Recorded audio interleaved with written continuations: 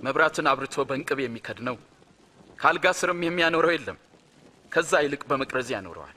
ስለዚህ ሰዎች ወደ ውስጥ ሲገቡ መብራቱን በግልጥ ያያል።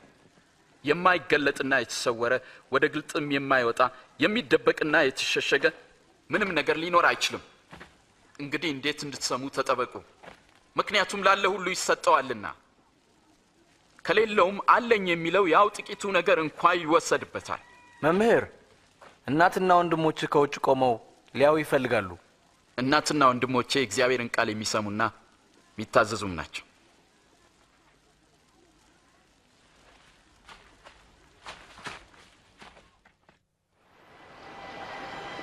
ከዕለታቱም በአንዱ ኢየሱስ ከደቀ መዛሙርቱ ጋር ወደ ታንኳ ገብቶ ወደ ማዶ እንሻገር አላቸው።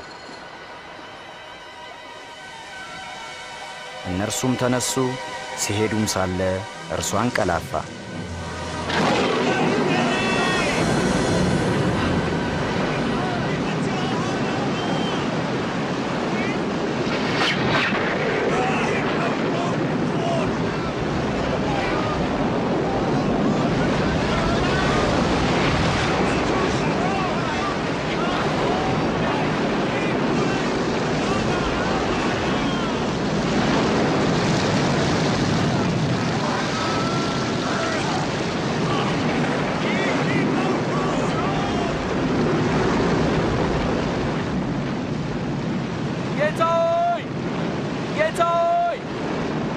ኢየሱስ ሆይ እባክህ ማለቃችን ነው።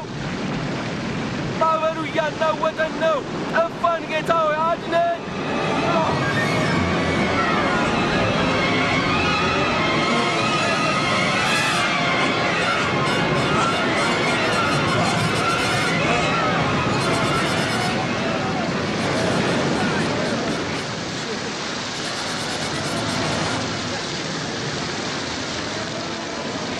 ጎሽ ዳንን።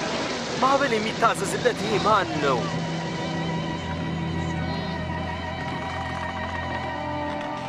እምነታችሁ ወዴት አለ?